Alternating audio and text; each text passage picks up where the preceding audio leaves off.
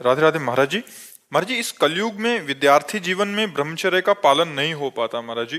क्रोध भी गिरा देता है। मलिन मन को साफ कैसे करें? कि आज हमारी जो नौ पीढ़ी है वो ना शास्त्र स्वाध्याय कर रही है और ना संतों के वचन सुन रही है, ना माता पिता की आज्ञा में रह रही।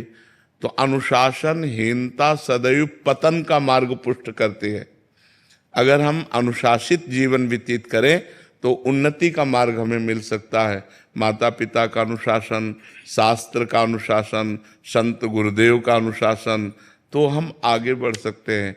तो पहले क्या था कि नवीन बच्चों को परिवार से अलग करके गुरुकुल में रखा जाता था, जिससे वहाँ उनको ब्रह्मचर्य की त्रिकाल संध्या, भगवत आराधना, वैदिक सिद्धांत, मनुष्य जीवन की उन्नति के क्या क्या लक्षण होने चाहिए, अवनति किन किन कारणों से होती है, वो सब ज्ञान होता था। अब अध्यात्म की तो शिक्षा हो ही नहीं रही है, आधुनिक शिक्षा ही हो रही है।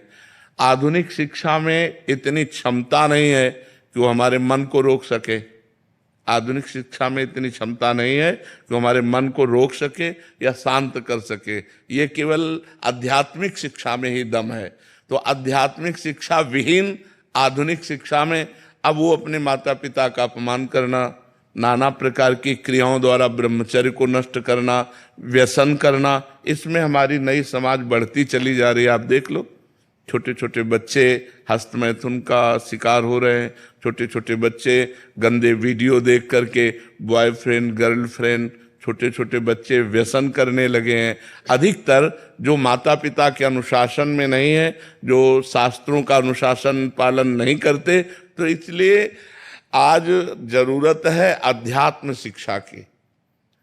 अगर हम अपने बच्चों को थोड़ा शास्त्र श्रवण कराएं, थोड़ा नाम जप कराएं, पवित्र भोजन पवाएं और उनको मित्रवत व्यवहार के द्वारा समझावें कि ऐसे ऐसे गंदे आचरण वाले मित्र मिले तो इनसे दूर रहे। ऐसा छूना, ऐसा करना, ऐसा देखना ये निषेध है, तुम्हारे जीवन को गिरा देगा। नहीं तो छोटे छोटे बच्चे पतित होते चले जा रहे हैं। जो हमारी एकाग्रता विद्या अध्ययन में लगनी चाहिए, जो हमारी एकाग्रता सामाजिक सेवा में लगनी चाहिए, वो एकाग्रता हमारी नशे में और व्यभिचार में जा रही। हम कह रहे हैं फ्रेंड बनाना कोई पाप नहीं है, लेकिन व्यभिचार करना पाप है। फ्रेंड बनाओ, खूब घूमो, खूब आनंद लो, कोई परेशानी, लेकिन गंदा आचरण मत करो। अगर गंदा आचरण करोगे तो वही तुम्हें डिप्रेशन में पहुंचाएगा, एक दूसरे का मतलब जीवन पतित हो जाएगा। आगे चल करके आपको एक ही रास्ता दिखाई देगा, या तो घोर व्यसन में पड़े रहना या सुसाइड कर लेना। आप देखना, क्यों? क्योंकि मनचली वृत्ति एक जगह टिकती नहीं है। चला भी है समाज में बॉयफ्रेंड ब्रेकअप, बॉयफ्रेंड ब्रेकअप। इसमें चरित्र आपका दूषित हो रहा है, आपके विचार दूषित हो रहे हैं, आपकी मानसिकता दूषित हो रही है। अब आप अपने जीवन को ऐसे गर्त में गिराने जा रहे हैं जो पूरे जीवन आपको दुख देगा, क्योंकि आप एक सद्गृहस्थ नहीं बन पाएंगे। यदि आपने ऐसे गंदी आदतें की और आपका ब्याह हो गया तो आप अपनी पत्नी से संतुष्ट नहीं रहेंगे, आप एक पत्नी व्रत धारण नहीं कर पाएंगे, आप एक पति व्रत धारण नहीं कर पाएंगे। तो आपका न्यू जो जीवन का उत्थान करने की थी, आपने उसी को नष्ट कर दिया। तो इसलिए हमारी बच्चों से प्रार्थना है कि गंदी बात से बचो। दोस्ती में हम कहते हैं कि दोस्ती हजारों से कर लो, हजारों से दोस्त। हम तो कहते हैं शत्रु किसी को बनाओ ही मत, पूरे विश्व को मित्र बनाओ। मित्र बनाने में कोई बात नहीं, लेकिन गलत आचरण मत करो, गंदा व्यवहार मत करो। जब तक ब्याह ना हो जाए तब तक ब्रह्मचर्य का पालन करो, माता पिता की आज्ञा में रहो, ऐसे बिल्कुल गंदे आचरण नहीं। तो ये हमारे समाज का स्वरूप बिगड़ता जा रहा है। इसे आप ही लोग मिलकर संभाल सकते हो, माता पिता। और अगर आप सुधरो, आप सुधरो, आप सुधरो तो सुधर गए समाज। हम दूसरे को सुधारने की चेष्टा न करें। यदि हम अपने को व्यसन और व्यभिचार रहित बनावें तो हमारा समाज सुधर जाए। अगर हम एक एक आदमी सुधरना चाहे तो समाज सुधर जाए, लेकिन सुधरने के पक्ष में बहुत कम लोग हैं और बिगाड़ने और बिगड़ने के पक्ष में बहुत सहजता है ना, उसमें सरलता है। सुधरना चढ़ाई चढ़ना है और बिगड़ना फिसलना है। फिसलने के लिए सब तैयार है और फिसलाने के लिए तैयार है, लेकिन चढ़ने और चढ़ाने के लिए अध्यात्म की तरफ, धर्म की तरफ, पवित्रता की तरफ ये बहुत कम रह गए हैं समाज में जो ऐसा चलना चाहे। एक 12 वर्ष का बच्चा यहाँ बैठ के कह रहा है, मैं हस्त मैं तुमसे परेशान हो चुका हूँ। तो उनका कितनी आयु है? बोले 12 वर्ष की। तो और फिर उसने कहा कि हमारी गर्लफ्रेंड भी है। तो हम कहा 12 वर्ष में गर्लफ्रेंड हो गई, हस्तवेतन हो गई। तो मतलब ये छोटी छोटी अवस्थाओं के बच्चे इतने गंदे स्तर में गिर रहे हैं, तो क्या होगा, समाज का क्या होगा? कॉलेज आदि में यही ट्रेंड चल चुका है महाराज जी। तो कैसे महाराज जी सुधार होगा? जैसे आप कह रहे हैं कि दोस्ती करने में कोई दिक्कत नहीं, कोई दिक्कत नहीं, बट वो अपनी इंद्रियों पे काबू ना करने के कारण फिर वो उस फिसलन में नहीं, हम जैसे अपनी बहन के साथ भी तो रहते हैं घर में। मित्रता रखना कोई पाप नहीं है, कोई दोष नहीं है, लेकिन मित्रता रख करके कुपंथ में चले जाना, कुमार्ग में चले जाना, ऐसी हरकतें कर देना जिससे जीवन बर्बाद हो जाए, तो हमें लगता है इस पर सुधार होना चाहिए। बच्चों को अपने जीवन को पवित्र रखना चाहिए जब तक पाणी ग्रहण ना हो जाए, जब तक माता पिता सुव्यवस्थित जगह ब्याह ना कर दें तब तक। देखो, जो ये बच्चे एक दूसरे को भगा ले जाने वाली वृत्ति रखते हैं ना, वो बहुत दुख पाते हैं। मतलब माता पिता सालों लगाते हैं अपनी बच्ची के ब्याह के लिए, सालों जा जाके अगल बगल पूछ के रिश्ता नाता, उसके आचरण, उसके, तब जाकर अपनी बच्ची को सम्मान के साथ उसके हाथ में देते। और तुम जो 2-4 बातें कही भाग गई उसके साथ, तो पूरा जीवन निर्वाह थोड़ी होगा। तो वो कैसा व्यक्ति स्वभाव वाला है? देखो, प्रेजेंट का स्वभाव अलग होता है, लेकिन हमारा एकांतिक जीवन कैसा है, हमारा पर्सनल जीवन कैसा है? तो जब आप किसी के पर्सनल जीवन में घुसेंगे तो आप खतरा पाएंगे। इसलिए माता पिता की अनुमति आवश्यक है, क्योंकि वो अच्छी तरह देख सुन करके अपने बच्चे को सुखी करना चाहते हैं। पर आजकल बच्चे ऐसे माता पिता को कुछ नहीं समझते हैं, मनमानी आचरण करते हैं। बहुत विचित्र दशा आ रही, बहुत विचित्र दशा आ रही। जो जवान बच्चे हैं वो बूढ़े माता पिता को पीट रहे हैं अपने माता पिता के अनुसार। और मातृ देवो भव पितृ देवो भव, शास्त्र वेद आज्ञा करता है। अगर माता पिता की आराधना नहीं हुई तो भगवान की आराधना कौन कर सकता है? भगवान तो अव्यक्त है, माता पिता तो व्यक्त भगवान हमारे विराजमान है। तो इसलिए समाज को आध्यात्मिक शास्त्रों का स्वाध्याय करना चाहिए, आध्यात्मिक संतों की वाणी सुननी चाहिए और उसके अनुसार अपने आचरण बनाने चाहिए। हरे कृष्णा महाराज जी, हमारे संतों की निंदा हो रही है तो क्या करना चाहिए? कान में अंगुली डाल लेनी चाहिए, क्योंकि अपने अपने चश्मे हैं। जिस चश्मे को हम हरा चढ़ाएंगे तो संसार हमें हरा दिखाई देगा, लाल चढ़ाएंगे तो लाल दिखाई देगा।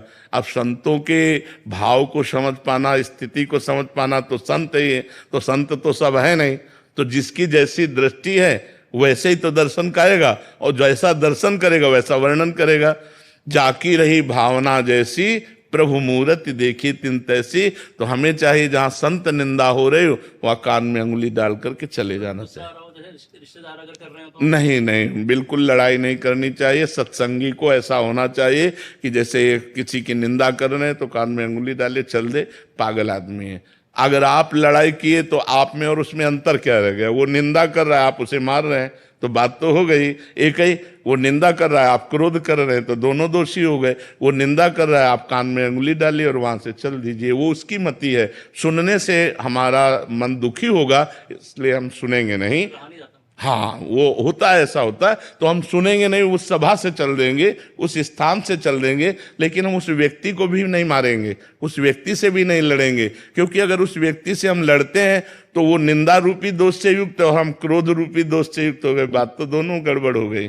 तो हमको अपने को बचाना है। वो निंदा कर रहा है, हम कान में अंगुली डाला, चल दिया।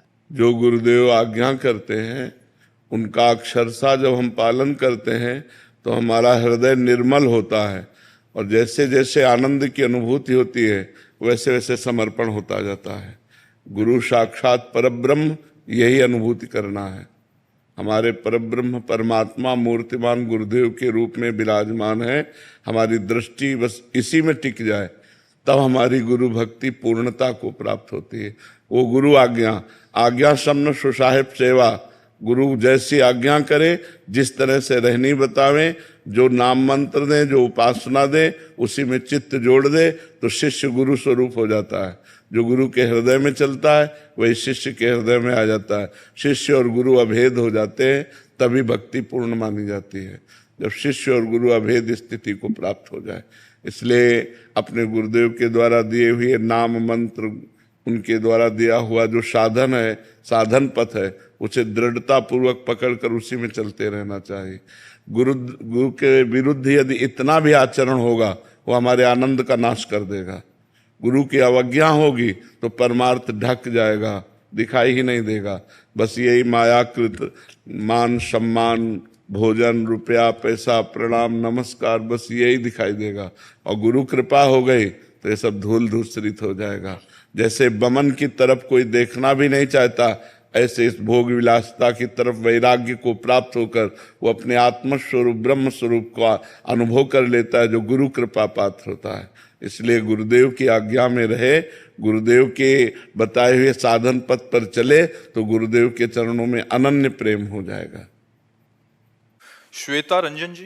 राधा वल्लभ श्री हरिवंश। राधे राधे। महाराज जी, आप कह रहे हैं कि अपने जो अभी जो प्रेम है और गुरु के प्रति और कैसे बढ़ाया जाए? अनन्य तो है, बट और कैसे बढ़ाएं? बस जो गुरु ने नाम दिया, मंत्र दिया, निरंतर जपते जाओ, देखते जाओ कि गुरु से कितना प्रेम होता है। गुरु की आज्ञा का अगर उल्लंघन करके किसी भी जगह अपराध करोगे, वो सीधे अपराध गुरु से अप्रीति कर देगा, गुरु के विरुद्ध भाव आ जाएगा, गुरु के प्रति दोष दर्शन होने लगे। कहीं भी अपराध करो विश्व में, कहीं भी विश्व में अपराध करो, पहले तुम्हारे गुरु से संबंध खंडन होगा, तब तुम्हारा पतन होगा। अगर गुरु से संबंध खंडन न हो तो माया की ताकत नहीं कि वो शिष्य को पतन के मार्ग में ले जाए। इसलिए हम कहीं भी किसी की निंदा ना करें, किसी की निंदा ना सुने, किसी के दोष दर्शन ना करें, किसी के दोष दर्शन वर्णन ना करें, तो हमारा भजन सुरक्षित रहेगा। इसलिए हम तीन को संभालें, वाणी को, कान को, नेत्र को। नेत्र से दोष दर्शन न करें, और कान से हम किसी की निंदा न सुने, और वाणी से हम किसी की निंदा न करें। अगर परदोष दर्शन, परदोष श्रवण, परदोष कथन से बच जाएं और हमारे शरीर के द्वारा कोई मलिन अपराध ना बने, तो गुरु चरणों में दिन प्रतिदिन अनुराग बढ़ता चला जाएगा। गुरु के चरणों में अनुराग बढ़ने का मतलब इष्ट का सानिध्य। गुरु प्रसन्न साहब अनुकूला, मिटी सकल कल्पित भय। कल्पनात्मक जो जड़ चेतन की ग्रंथि का भाव था वो नष्ट हो गया, वो अपने स्वरूप में स्थित हो गया, या भगवान के प्रेम में मतवाला हो गया। तो पर निंदा, श्रवण, कथन इससे बचे, और परदोष दर्शन से बचे, और खूब डट के नाम जप करे, और कहीं कोई शरीर से अपवित्र आचरण न होने पावे। नहीं, बहुत बुरा फंसता है साधक, फिर हृदय जलता है, इंद्रियों की विलासता में फंस करके वो अपना नाश कर लेता है। अब चढ़ने की हिम्मत नहीं रह गई, और इंद्रियों की विलासिता उसे ऐसा कमजोर कर देती है कि जिस भोग में वो सुख चाहता था, अब वही जलाता है उसे, पर उसे छोड़ नहीं सकता। इसलिए गुरु अवज्ञा ना हो, गुरु आज्ञा के अनुसार जीवन हो, तो प्रतिदिन अनुग्रह बढ़ता जाएगा, अनुराग बढ़ता जाएगा, गुरु कृपा बढ़ती जाएगी, गुरु प्रेम बढ़ता जाएगा। गोपीलाल जी राजस्थान से। राधा वल्लभ श्री हरिवंश।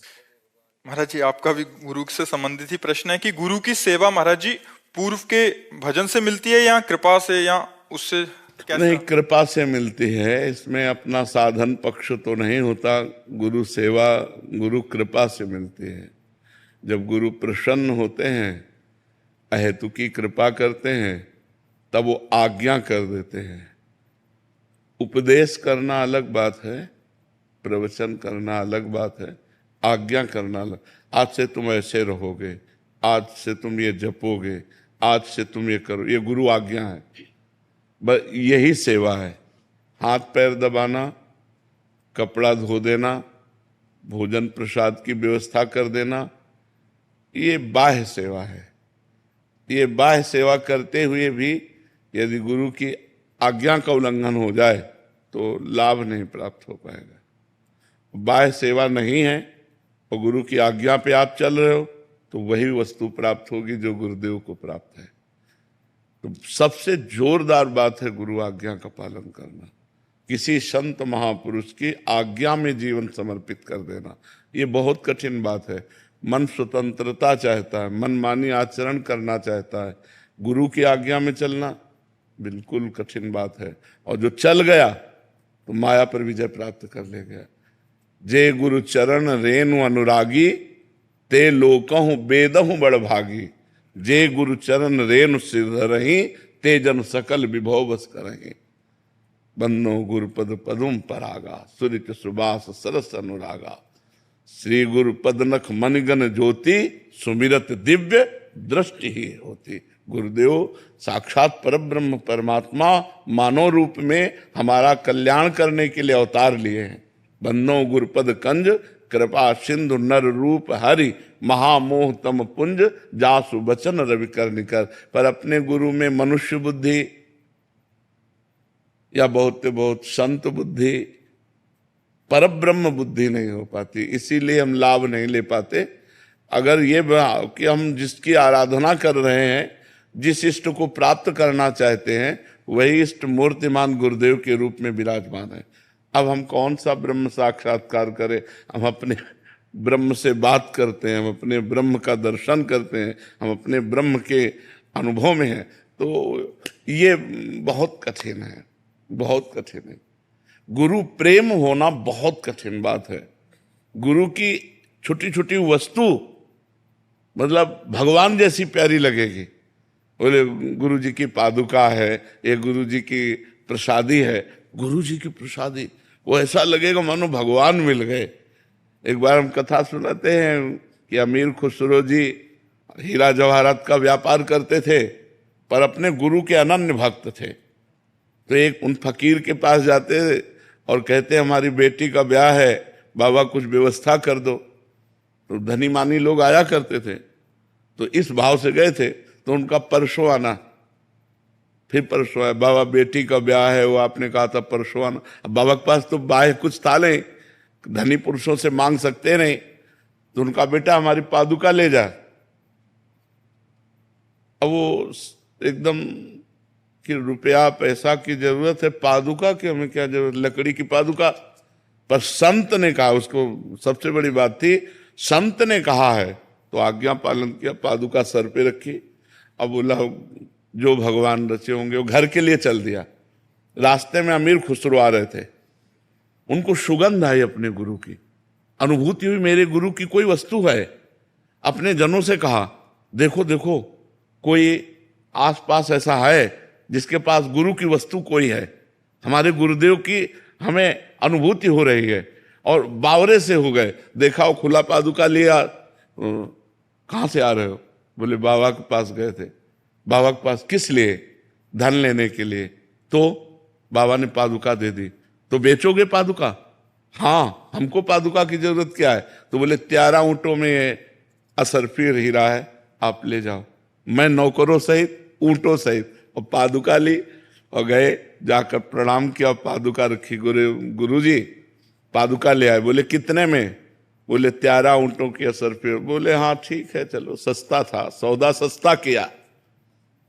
ये अनुभूति तभी होती है जब गुरु में परब्रह्म भाव हो, तन मन धन सब कुछ, सकल समर्पण प्राण धन, गुरु सेवा तज करे जबान, यह अधर्म यह सबहानि, कान न रसकन में रहे, गुरु गोविंद न भेद कराए, संतत सकल सुनो चितलाए, श्री हरिवंश प्रताप जस। प्राणपन से गुरुदेव में जो समर्पित हो गए तो गुरुदेव का प्यार मिलता है, फिर सेवा मिलती है। समर्थ गुरु रामदास जी की सेवा में जो नजदीक शरीर सेवा में है वो तो 2 3 4 होंगे। तो औरों को ईर्ष्या हुई, उनमें एक सबसे ज्यादा हर बात उन्हीं से कहते थे समर्थ गुरु रामदास जी। तो सबको ईर्ष्या हुई कि हम भी तो शिष्य हैं, हम भी तो ऐसा क्यों। तो धीरे धीरे ईर्ष्या बड़ा रूप रखी। तो निंदा स्तुति की जब समर्थ गुरु रामदास जी ने सुना तो उन्होंने एक लीला की, बहुत दर्द हो रहा है जांग में। तो जो आवे प्रणाम करे, बहुत दर्द हो रहा है जांग में। तो गुरुजी क्या हो गया? फोड़ा हो गया है, बहुत दर्द कर रहा है। तो बोले शिवाजी से कहें, क्योंकि शिवाजी शिष्य थे, राजवैद्य लेके आ। बोले राजवैद्यों से नहीं ठीक होगा, सब शिष्य एकत्रित हो। आज्ञा हुई, सब शिष्य एकत्रित। बोले जहरीला फोड़ा है और इसका मुंह यहाँ है, अगर मुंह लगाकर पूरा मवाद पी लिया जाए तो हमारा अभी ठीक हो जाएगा, लेकिन जो पिएगा वो मर जाएगा। खसकने लगे पीछे, मरने वाले शिष्य कोई नहीं, सब पीछे हट गए। वो जो शरीर सेवा में थे, वो उन्होंने कहा गुरु जी हमें आज्ञा हो तो ये सेवा हम कर दें। उनका हाँ आज्ञा है। उन्होंने हटाया कपड़ा और मुंह लगाया, बड़ा मीठा लगा, क्योंकि वो कलमी आम बना था और कुछ नहीं था। पूरा पूरा दबा दबा के पे बोले गुरु जी अगर रोज पीने को मिले तो और जितने शिष्य थे वो सब अवाक रह गए। तो उन्होंने कहा देखा, ये सकल समर्पण प्राण, गुरु के लिए प्राण समर्पित है। अगर हम ये जहर पी लेते हैं, मवाद पी लेते हैं और गुरु जी अगर स्वस्थ हो जाते हैं तो मेरा मर जाना उचित है, गुरु जी स्वस्थ हो जाए। ऐसा समर्पण होना, ऐसा भाव होना बहुत कठिन बात है कि हमारे गुरु जी परब्रह्म परमात्मा है, हमारे गुरु जी सर्वस्व है। ऐसा भाव बहुत कठिन है, बहुत कठिन है। कुछ दे देना, कुछ प्रणाम नमस्कार कर लेना, खवा पिला देना, ये सब हो सकता है, लेकिन सकल समर्पण प्राण धन सब कुछ गुरुदेव का, गुरुदेव की आज्ञा पर प्राण त्याग देना, ये बहुत कठिन बात है। बोले हमारे गुरुजी कहते हैं ऐसा, अब दूसरों से सलाह ले लें। अरे ऐसा कहीं होता है? अब बस खत्म खेलो।